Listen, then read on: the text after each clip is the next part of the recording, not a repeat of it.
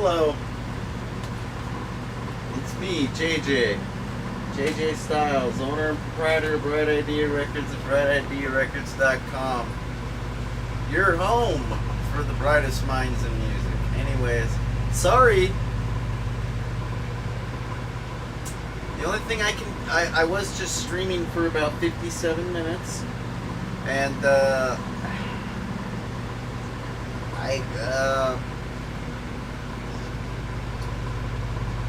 it's like as if my Cat 5 cable wiggled its way out of my router, but it wasn't out. It was just like, it wasn't in it wasn't balls deep.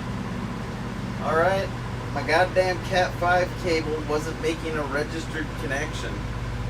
It's a perfectly fine cable. I don't know what that was about. Terribly sorry, dude. Glad I finally noticed. I gotta find out if, I don't really like to sit here with my cell phone and watch my stream, but I kind of need to know where we left off. Wait a minute. No, I wasn't done. Go back.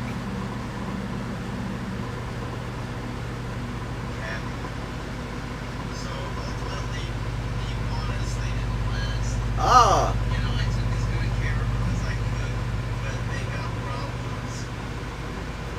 I see. Ultimately, when I established my relationship With my veterinarian, very good veterinarian. The guy's retired now, so it ain't like I can really advertise for them. But, I can see that you didn't get to hear my story about the dude. It's an important story.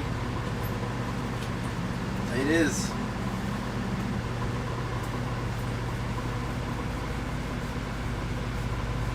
I want to tell you about a green iguana that I knew.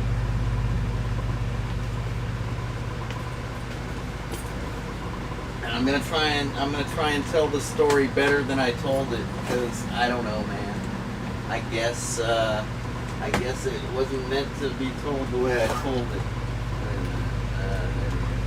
So what's the deal with the dude? The dude was a green iguana that was very happy, very mellow, never showed signs of aggression, and never showed signs of pain or agony. And I don't know.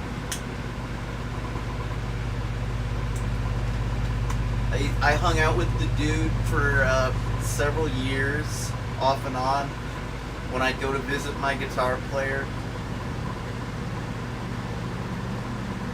which was usually a couple times a week, at the very least. Yeah.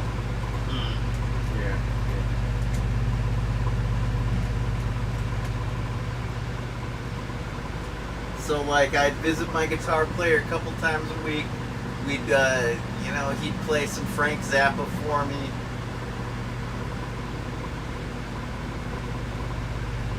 At first, to loosen the mood. And then we'd giggle over some Frank Zappa lyrics.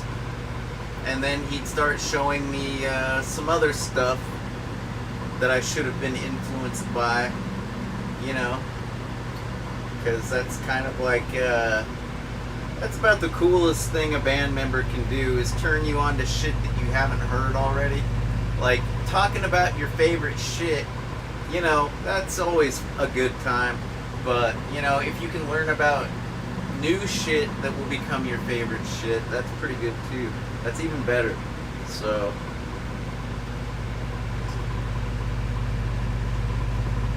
at any rate, yeah, this was the Jethro Bodine project, and that was Jeff, my guitar player, and his iguana.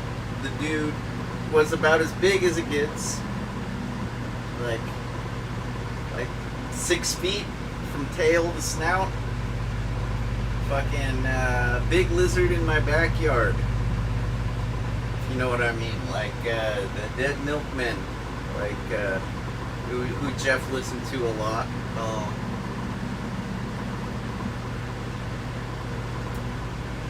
Big lizard in my backyard. Can't afford to feed it anymore. as I was saying a minute ago when we were so abruptly disconnected, yeah, my problem was more like a big lizard in my room. I can't afford to take it into the vet anymore. That was, but still in the same vein of that Dead Milkmen song. At any rate, the dude lived contrary to the advice that most reptile enthusiasts, even herpetologists, veterinarians, etc., the so-called experts in the realm of the, green iguana, the cold-blooded, the reptiles, and what have you. No, the dude lived an alternative lifestyle, if you will. I mean, obviously, with a name like the dude, and my guitar player, who always had a white Russian when I came over, he's like always getting down with them milky Kahlua freaking, just like the dude. At any rate, this iguana was real happy. Like I say, never showed signs of aggression. Was pretty much all right, by the end of this story, you're probably gonna say, oh, that's because it was sick. It was probably sick, and you don't know shit. And I'll continue. This iguana lived on top of a cat scratching post. You know, there were these lofts, these platforms that were real popular back in the day. Maybe they still are. It's like a carpeted cat scratching post. And, it's a loft because there's platforms. So you've got like a tower that's carpeted, and you got like these arms that stick out in these platforms. And, it's like a cat loft. And, yeah. Real popular back in the day. If you were a good pet owner, you had one of those, I guess. And they were in grocery stores, they were in pet shops, they were in department stores. Hell, man, they were everywhere. So, on the very top platform, it's like a saguaro cactus almost. Alright, I'll continue. It's like a tree. Okay, now, there's a top platform, and that's where the dude spent most of his time. On this very top, tippy-top platform, there was a hot rock. And I'm not talking about the hip-hop stoner rapper guy that's on Beef Vegan all the time. No, I'm talking about the kind of hot rock that you get from a pet store. Okay?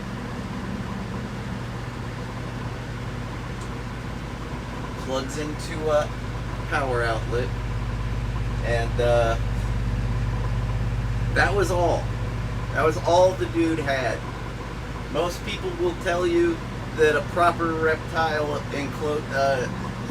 environment is going to consist of a heating pad, a hot lamp, maybe a hot rock. But that's all the dude had was a hot rock, and it worked just fine for him. He was pretty much comfortable all the time because we live in the desert here in Tucson, Arizona. And the thing is,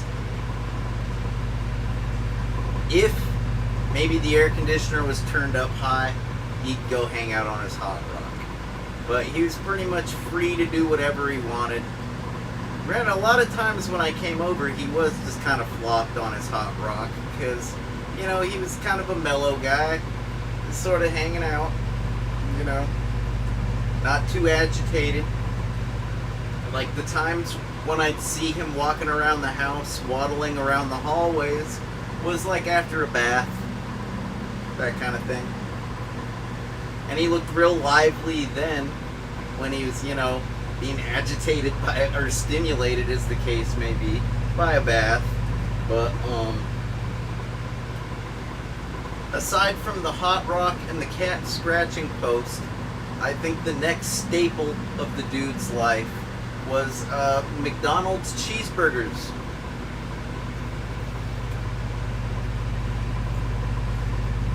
I'm sure you know the kind.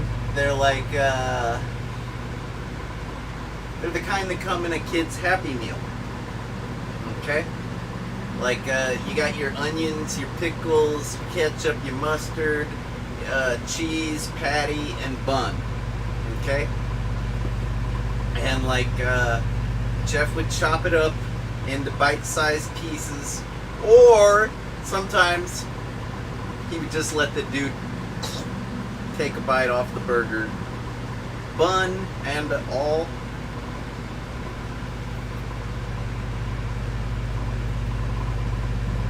That's about the end of my story. You know, take away from it what you want. I'm not lying. This was a happy, healthy, way happier than my iguanas. True talk. So, you know, if you want to tell me that he was mellow because he had high cholesterol and needed to go out for a jog, hey, you know, I don't know if I can argue with that. Maybe the poor creature was suffering from cholesterol. But you know what? It sure looked happy every time I came over. And like I said, never showed me any aggression. Which my iguanas were very aggressive. It was sad. You could tell they were unhappy. Okay. So that was the alternative lifestyle that the dude lived. Lived more like a person than an iguana, really. And, you know, take away from it what you will. I like to think that my takeaway is that good advice is good advice in general, and that most advice is probably to be taken with a grain of salt, and that really, you know, advice is there to save you time and trouble. But if you have the time, and if it is no trouble, you should probably just use the scientific method and try it yourself, like a goddamn Mythbuster, because you might be surprised at the truth. All right, people. And that's the end of the story. So. And here's to you, dude. I heard Jeff's dead. I didn't go to his funeral. I don't really do funerals. Like, I kind of haven't been to a funeral in 30 years. Some people think that's fucked up. It's just my alternative lifestyle. I prefer to grieve in my own way. And connecting with other people doesn't help me. And I don't really care if it would help them. Because ultimately it's about me. Because I struggle a lot. And if something works for me, well, I'm going to do it. And I'm not doing it to harm you or neglect you or to be stuck up. I'm just doing it to keep my sanity and keep my good functional like way about my wits, you know. So that's what that's about. Sometimes it sucks, you know, to think that I missed out by not going to his funeral. But you know what really sucks is that I didn't get to hang out with him before he died. Like, going to his funeral would have been no replacement for that. Like, I probably hadn't seen the dude in about 10 years when I heard he kicked. So, like, into the after or whatever. And I'm just like, damn, man, I guess I'm not gonna jam with him again. Fuck! Like, going to a funeral would have done nothing for me. So that's what's up with that. But, yeah. I'll bet the dude's probably long gone too. The dude was, back in the video virus days, the dude was, I think already 10 years old. And from what I recall, I don't think iguanas live past like 20 years. I think that's pretty unusual. So, And yeah, this is like life is what it is. Like, I think I was telling you about my about Osama bin Gecko's family over the years. He's outlasted all of them. He had a tragic son. Yeah, I'm gonna talk about you. All right, I brought you out here. You can do me that favor. All right, dude. Don't be shy. Don't be pissed. But he doesn't like to think about. He doesn't like to dwell in the past. I can tell. And at any rate, though, he did father a hatchling. And I tried my best to provide a nice, moist environment for the egg. But for whatever reason, I know for a fact that when his son Wolfie was born, he had like one of those ankle things, like a placenta. Well, like some creatures have that kind of a nutrition base, but it's attached in different areas. So a lot of times there'll be a big blob of goo when a reptile hatches attached to them somewhere, maybe like around their ankle. And yeah, you're supposed to leave it there and let it fall off naturally. If you remove it thinking that you're doing them a favor, you're not. At any rate, I know that fell off. I don't think we knocked it off. I think it when we noticed that the egg hatched, we had to get it into a tank because it was in a hatchery, which had a lot of water. It wasn't going to be okay in there. So, when we moved it to a tank, I guess its nutritional ankle placenta thing fell off. So,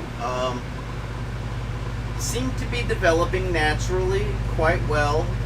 This little guy, this little boy, gecko of his, and chip off the old block, whatever, the apple that didn't fall far from the tree.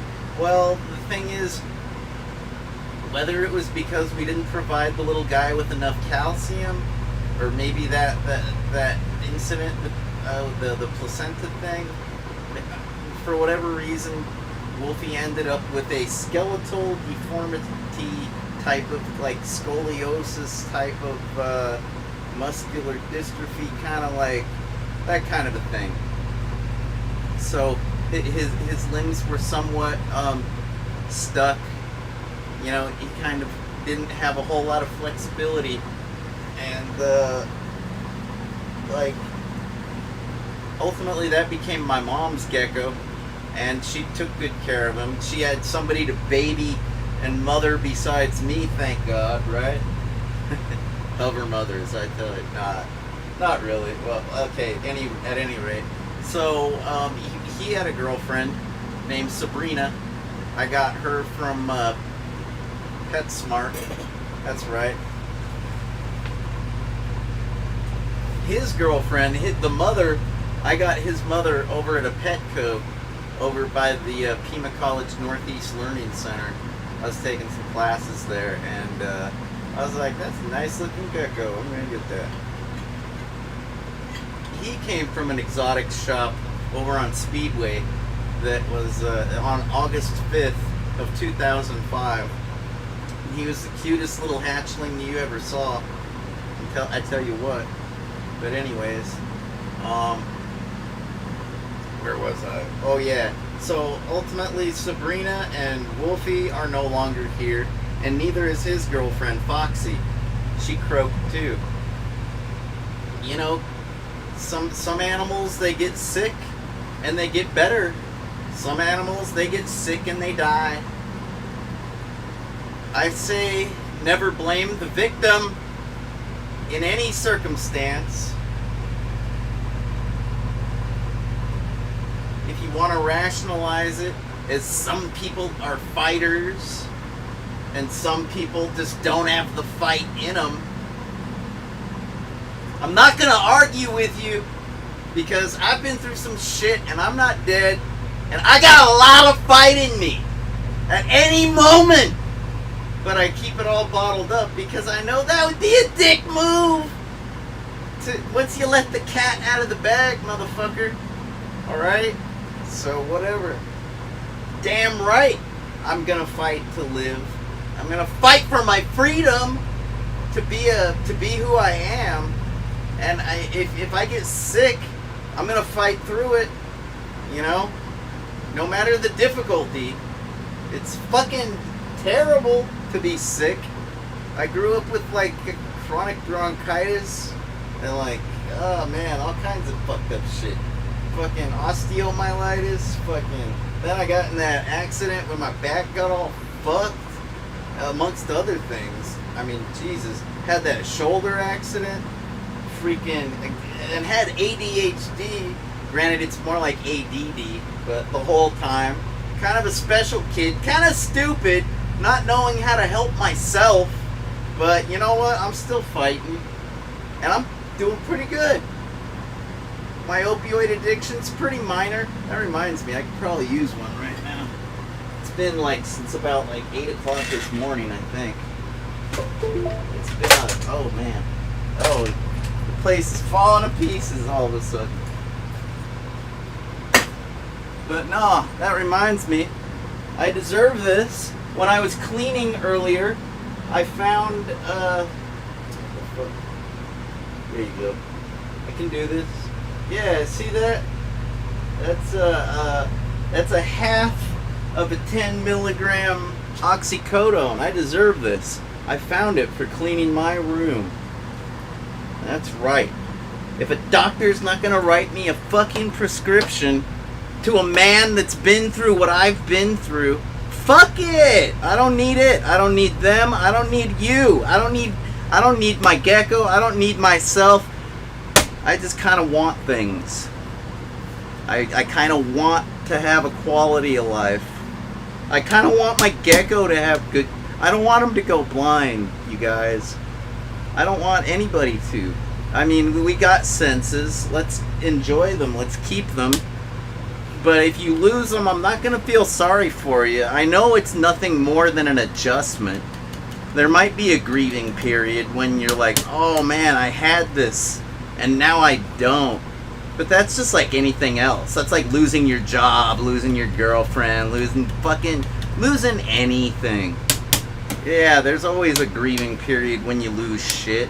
But, you know, when it's something that you really rely on, maybe like one of your only 5 senses... Goddamn, man. Goddamn. And I'm really gonna try to do everything I can to keep his eyes. I don't know if a gecko can lose their eyes from this whole, like, anorexia fat pad thing. I don't know. But it looks like... I thought that his left eye was gone. He's just like he had like a permanent Popeye expression, you know? Permanent. So... It's bad enough that my camera guy had to lose an eyeball, but he's okay with it. He's doing fine. Mark's doing fine. He's been like that for a few years now, and it's no big deal to him. It's no big deal to me. Granted, I think he's finally stopped with the whole routine of like lifting up his eye patch and showing you what's in his socket. Like he kind of was getting comfortable with the whole losing an eyeball thing, and. Yeah, probably did that a little bit more than he should have. It's kind of disturbing, but it's not disturbing to me. I'll look at Mark's eye socket all day long if he wants me to, but I don't even think he wants me to. I think he's okay with it. So, at any rate, yeah, just kind of been in a weird place, man. A lot of emotions. You know what I mean? Like having a friend for 17 years, and you know, makes me think of Jeff. I know that much. I told you the story about the dude, you know, and like makes me feel really desperate. Makes me feel like I'd do just about anything to help my friend out. Like anything. Like goddamn, man. But the thing is, I feel like a big moron, like an idiot, like a fool, like, because I don't really know what to do. I'm reaching in the dark for a light switch, hoping to find the light, not knowing if I'm even going to. Not knowing if he can be helped. But ultimately feeling responsible, which is leading to a guilty, shameful kind of feeling, like I'm letting him down. You know? And then, of course, I gotta get pissed off about the whole thing, because, like, trying to feed him every evening and, like, give him a bath, like, to take care of, like, because he needs to be hydrated, needs to be fed. Yeah, man, it's a frustrating exercise. Sometimes he doesn't want to play along, and I don't get mad at him. I ultimately say, I'm sorry, guy. I know it's no fun. It's no fun for me either. I don't want to look at your face right now because it makes me want to cry. Anyways. And yeah, it pisses me off because I'll yell at him sometimes. I'll say, what the fuck? Why don't you, like, get fat? Where'd the weight go? What's wrong with you? You're doing this on purpose because you want attention. You fucker. You know? I don't really think he is, though. I told you, he's a bit of an artist. Finds expressive ways to creatively express himself. But I don't think he's doing this. You know, I just don't know. I'm practically ready to take any old answer I get. I mean, I got a second opinion. Like, it's like, I don't even get second opinions for myself from doctors usually, okay? I usually go to one, and it's like, you think I do? Okay, I'll do that, you know? Fuck. I just don't know what to do or who to trust. I'm starting to trust myself. Like I say, I'm gonna stuff this guy full of crude fat until and I'm probably gonna end up doing that on the camera because it's about time for his next feeding. Like, we did one like last night. Yeah, man, it's already goddamn, it's evening time, so. But yeah, it's weird going back and forth between all those different emotions, man. And I never know which one it's gonna go to. You know, like the feelings of vulnerability and helplessness, the nostalgia and the memories of all the time we've spent together, all the different places we've gone. You know, he doesn't just sit in my tank. He's gone with me all kinds of places. Like, what else? I don't know. All the people we've known. You know, all of his family that I was telling you about. You know, we got a history together, man.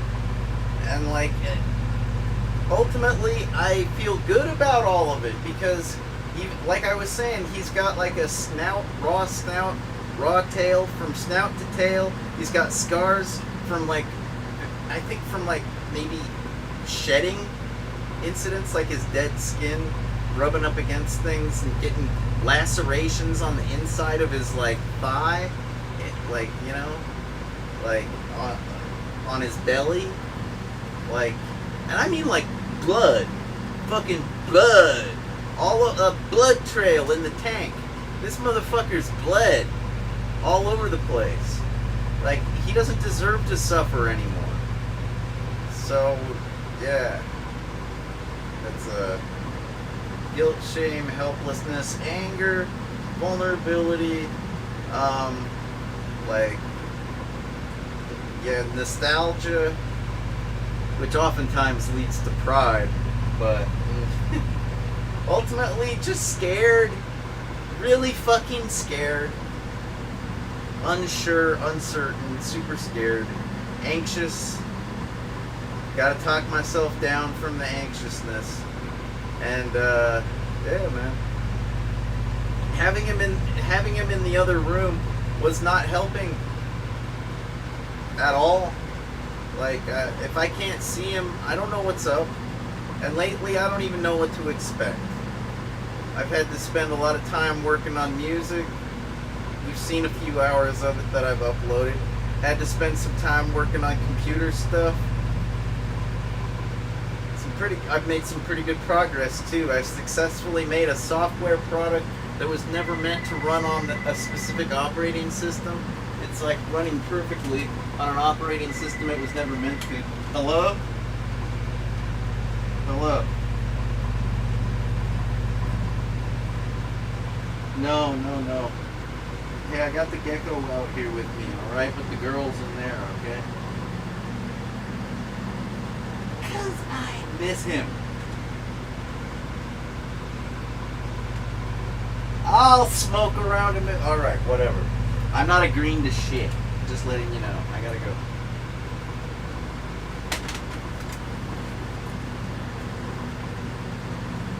Don't worry about my gecko. If I light up in front of him, it's not the first time, okay? So he doesn't live in a smoke pit. So it's not gonna be like a cumulative thing, okay? It's a momentary exposure. You know, like how casino workers get emphysema and die? That's like from a cumulative exposure. Alright? Cumulative means it adds up. It stacks upon each other.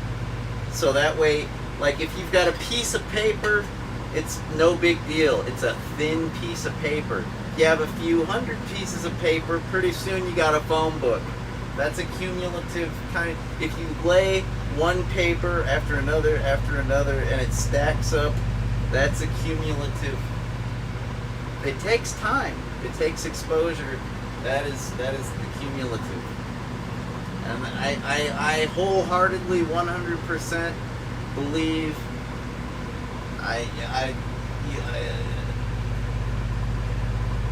I'm not a faith-based person, all right?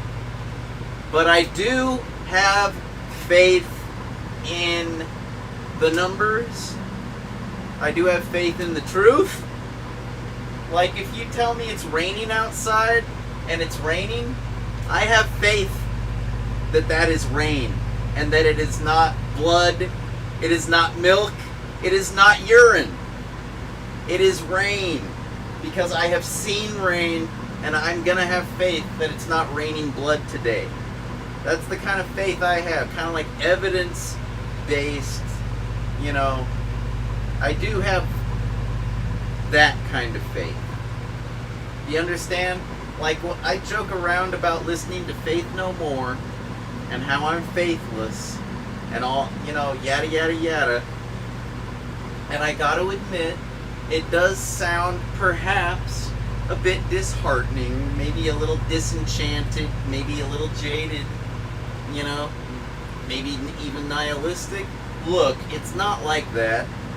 It's more like I don't have faith in Santa Claus. Alright? I don't have... of course, you kids, if you do, I'm not going to question you, okay?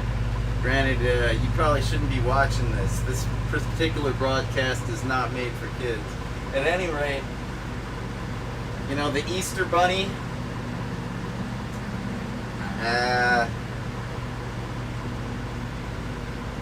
I believe in Cadbury eggs. I do, because I've bought them and I've ate them. I have faith in the Cadbury company. I don't have faith in the Easter Bunny. But what am I getting at? Yeah.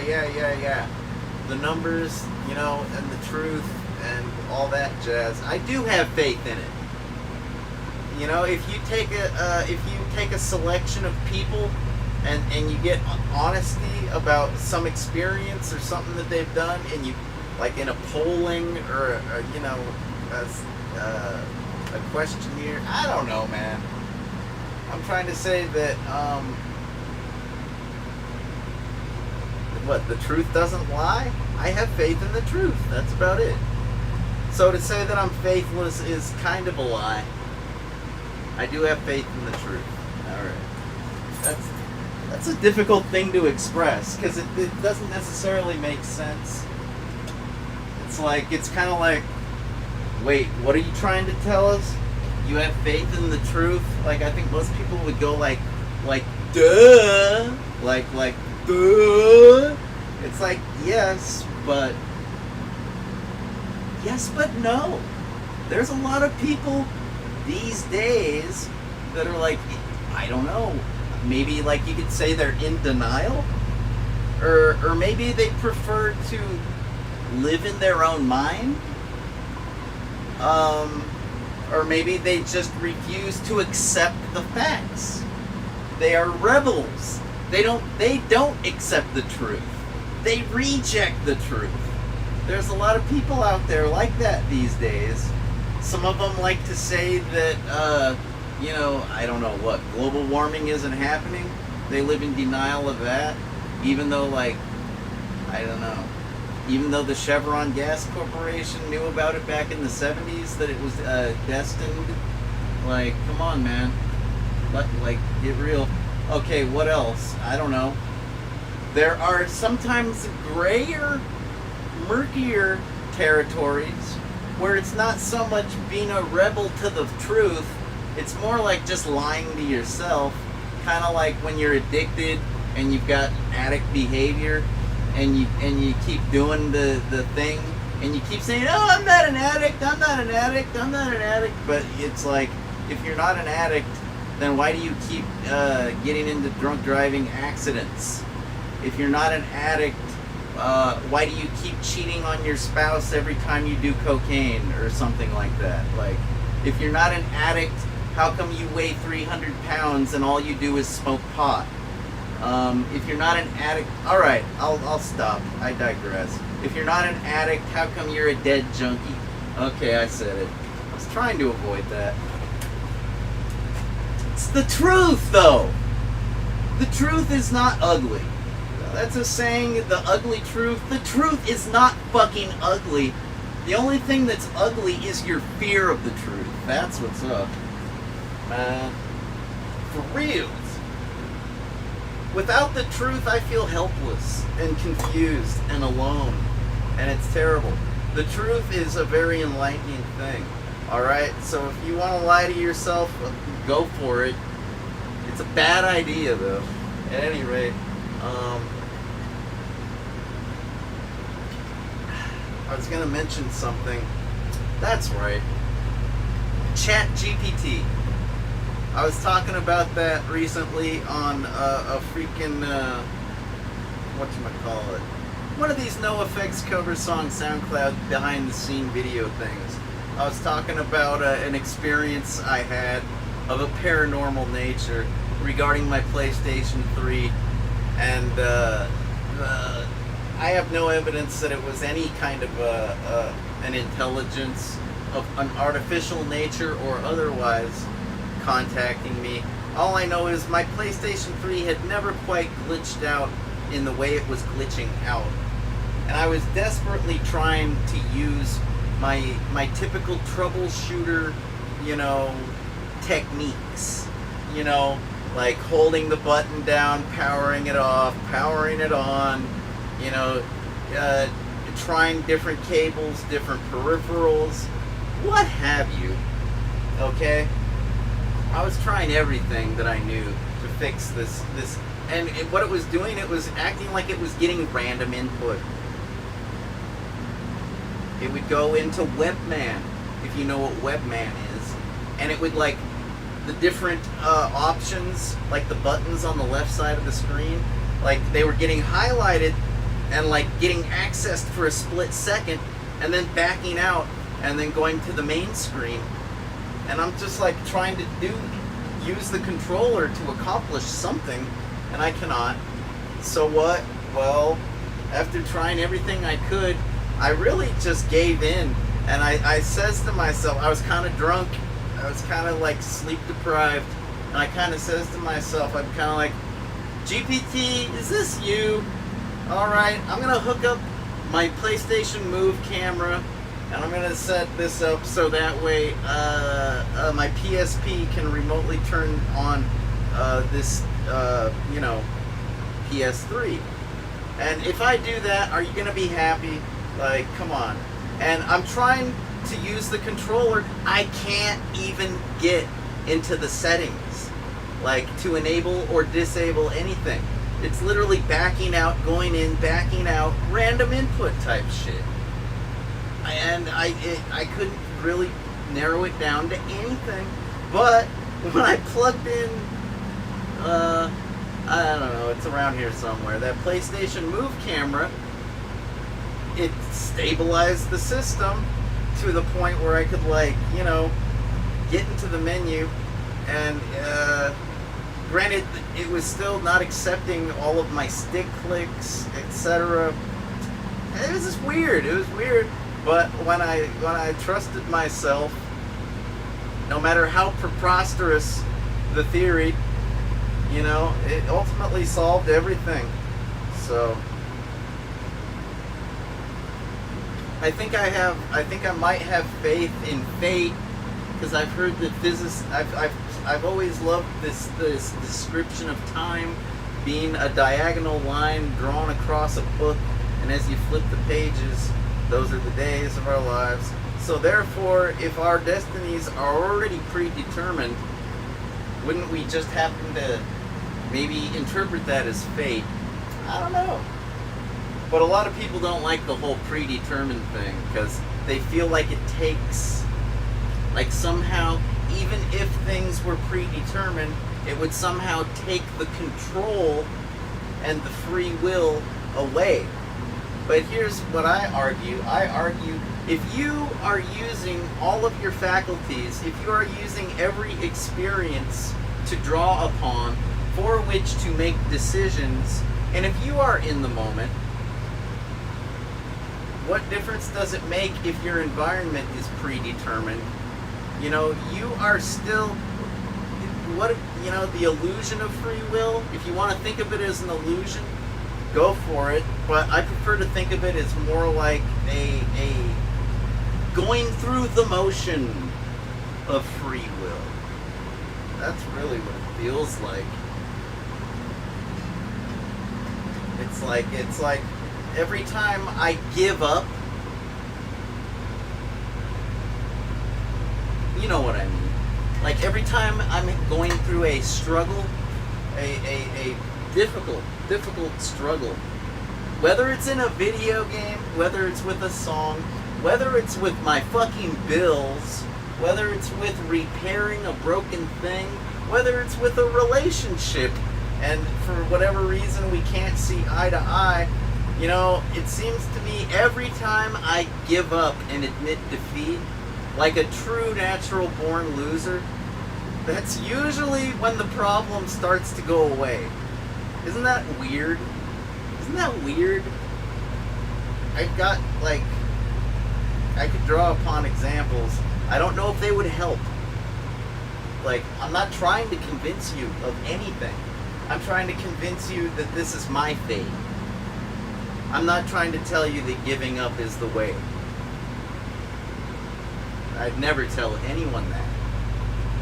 But, you know, if I'm banging my head against the wall trying to solve a problem, usually when I stop banging my head against the wall is when the problem actually starts to, like, go away. If that makes any sense, right?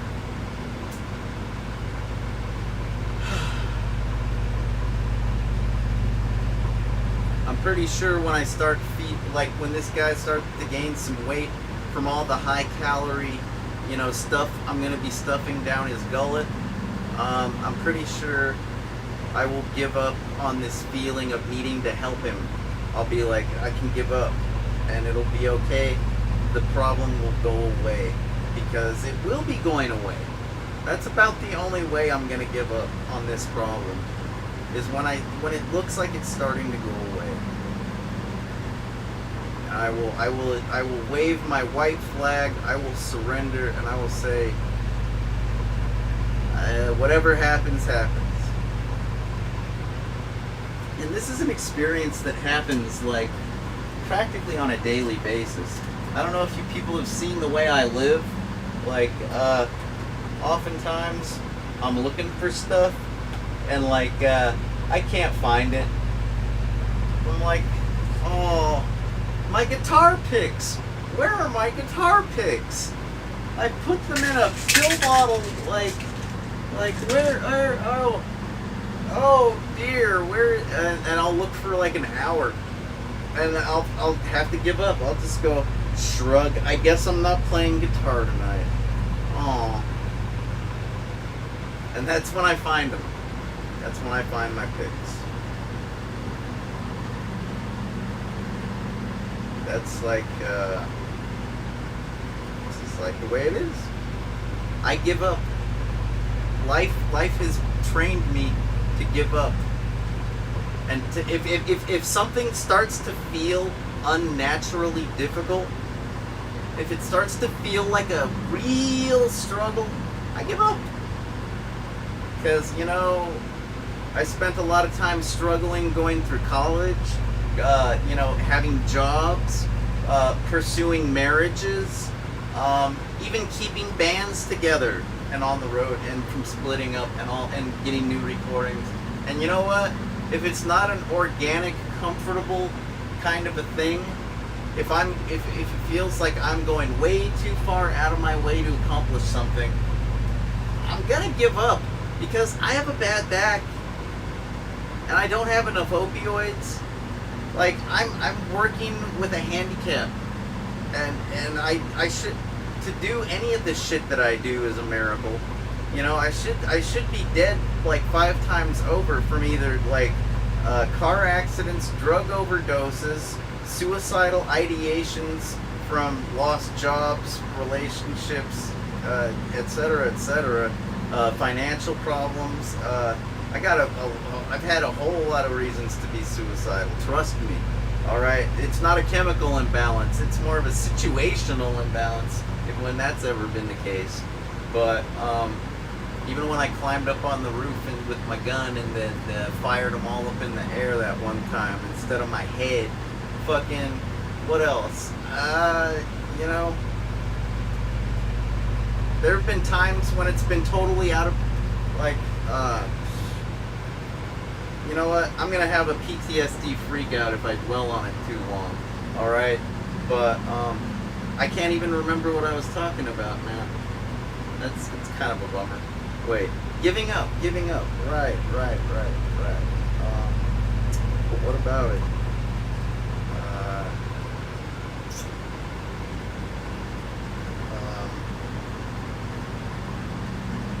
I don't know, man. Kind of goes back to my iguanas. You know, I was trying so hard to keep them happy. You know, with the collard greens, the mustard greens, and let me tell you, I don't know if you'll appreciate this or not, but I invested like all the money that I was making from every TV show that I was working on. Like, you know, usually it was like $10 a show, you know. That's what my time was worth as a camera guy, as a director, as an audio guy. It was usually worth like $10 an hour, $10 a show, essentially. Unless the producer didn't have the money, in which case they'd usually bring food, something like that. But I took all the cash that I made and I invested in a terrarium that was like 6 feet fucking long, man. My iguanas were not cramped for space. They had more space than any iguana that was in a tank at the time. Like when I met Muffin, the spokesperson for that reptile place that was like at Alvernon and Pima, it was like a pretty good joint, you know. By like the famous Sam's that used to be there. Anyway, when I met Muffin, that was the largest iguana I'd ever seen in my life, and this was a full-grown female, and she, like, her freaking neck, her pearly neck circles were like $50. She was gigantic. I have her on video. I should probably upload it to the Internet Archive. It's not video games and more, but it was kind of like what I was trying to figure out. Am I going to show reptiles? Am I going to do go-kart races? Am I going to juggle? How about I just juggle for a half an hour each week in front of the camera? Hey, you know what? How about video games? That's natural. I don't have to try too hard to figure that out. You just sort of, sit down and play them. It's not rocket science. It's not like you're searching for lost treasure. It's literally right in front of you. But yeah, my poor iguanas. I was trying so hard to conform to this perfect ideal of what was needed and required to keep them happy, with the large tank, the heat pad, the food, and they say that if you want a well acclimated and social pet, that you need to handle them on a somewhat regular basis. Take them out of the tank, take them into your hands, hold them, let them wander around maybe, or maybe not. Maybe just keep them in your hands the whole time. But the more you do that, the less angry they're going to be, the less anxious they're going to be, the more comfortable they're going to be, the more familiar they will get with you, and that will ultimately lead to them being familiar with strangers, because all us humans basically look alike, especially to animals. Anyways, what's the deal? Well, I failed. They ended up dead, and they ended up angry, and they ended up sick, and it was stupid. But I was 12 years old. I didn't know about what I know now. If something's too hard, give up. Seriously. Admit defeat, wave your white flag, and maybe, at least for me, I'm not saying that'll work for you. Most people can't afford that luxury. Most people are stuck in a rat race. A hell-like rat race, which oftentimes feels like a rut. And so, that's why I'm going to say, don't cry for me, Argentina. I've got the luxury of time to think about things, and it feels good. I can feel confident in my decisions and the conclusions I draw. That's why I haven't voted in 20 years, because I can't really commit to any of that shit. I believe in democracy. I'm a flag waver. Don't ask me to vote. That's too much pressure. I got too many decisions right now as it is. You can do it for me, alright? You'll probably make the right choices. And it's not even like an election time or anything. I'm just saying. That's just one example. Well, I'm thinking I need some food, but I'm going to check the chat room and see if what's going on. I don't know what happened after that disconnection. So, oh hey, let's see. Damn, well, yeah, sorry about that. Hey, you don't have an iguana, do you? Maybe your iguana wants some McDonald's too. I got to admit, I've never been too keen on the McDonald's onions. I'm not too fond of onions in general. I like the grilled onions because it takes that I don't know if pungent's the right word. It takes that extra bite out of the onion. It's not my kind of sting. I prefer like a nice spicy pepper, something that makes your tongue sting from the heat, not necessarily the what is it, acidity? I don't know exactly. But yeah, I suppose if I ate some by accident, it wouldn't be the end of the world. But I try to avoid those onions, to be honest. That's what I was just saying. Well, if you have an iguana, or maybe perhaps you've got the iguana. Maybe that's your spirit animal, if you believe in such things. Alright. I don't have any McDonald's hamburgers handies, so I'm gonna go have some top ramen. I'm gonna use the chili flavored, and I'm gonna put lots of Tabasco in it, and I'll catch you guys later. Alright? Please wish my gecko good luck. Alright? I'd say pray for him, but I don't really believe in that. I do believe in good luck though. I could use some good luck too. Wish me some good luck. I was just telling you, man, I got some pretty bad luck. Alright, have a good